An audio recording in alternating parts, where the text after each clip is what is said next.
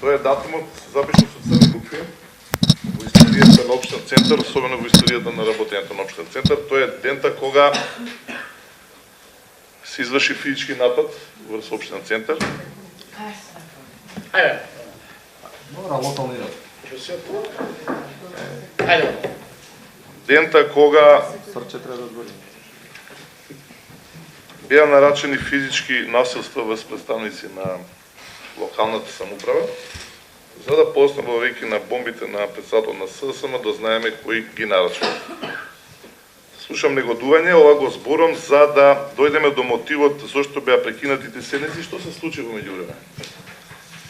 Тогаш на граѓаните на Центар и на Македонија им беше објаснато дека мотивите за собирање на граѓаните и на оние кои што ги мотивира беше одбраната на црквата која што треба да се гради, која што веднаш ќе се гради во општин Центар на улица Македонија.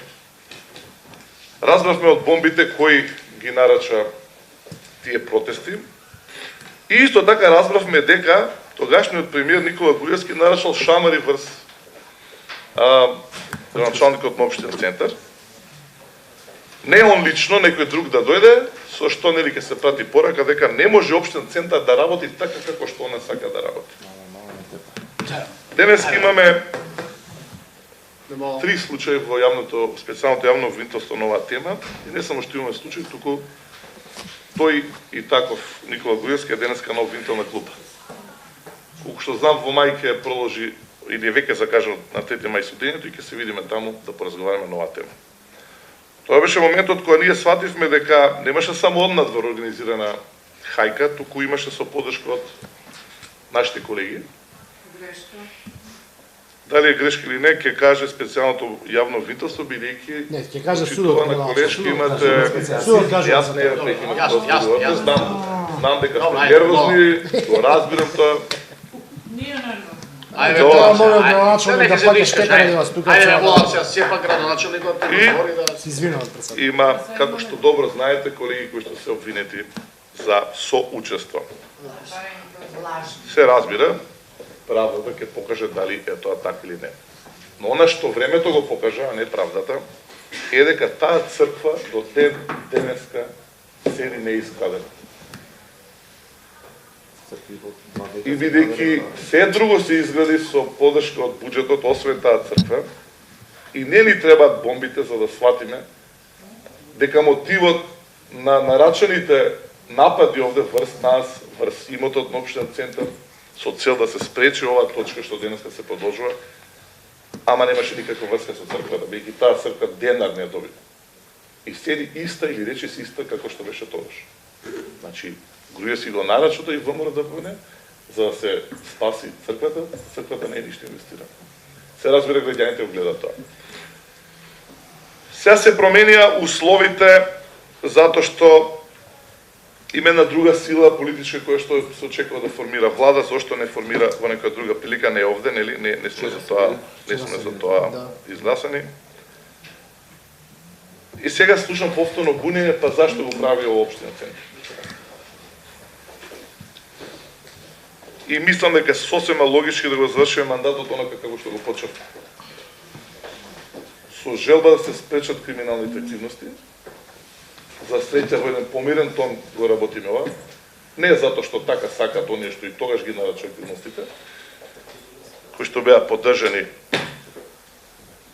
комплетно од владата на Република Македонија, туку затоа што се променети политичките услови. Меѓутоа, наше право е ова да го сработиме. Имате две соопштенија сега во врска со КЕОП.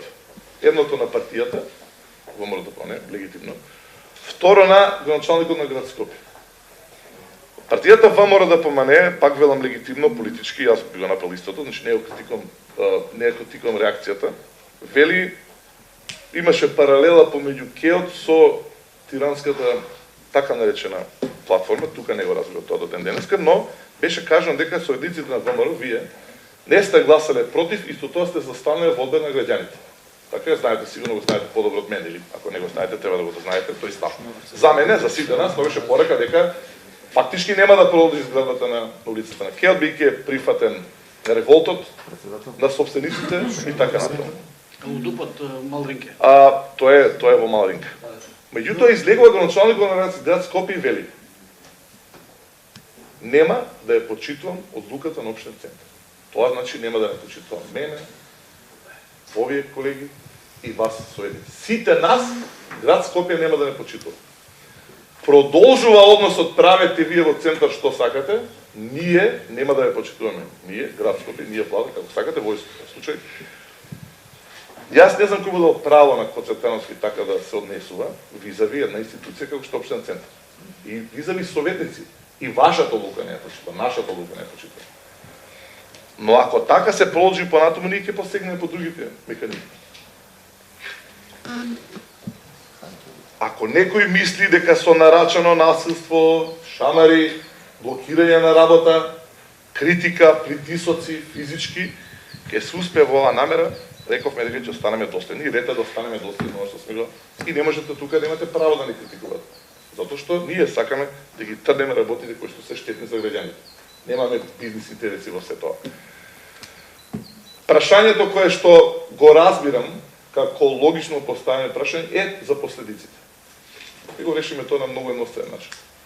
Ово отвора пат да се донесат детални планови како што треба, каде што нема да се задоволуваат приватни бизнис интереси, кои што добиваат како приватници дозвола самите да прават улица и така натаму, кој ги праша граѓаните, кој праша општината и така натаму, а оние кои што имаат уплатено комунали и така натаму, ќе видиме што тоа значи при изработување на новите детални планови.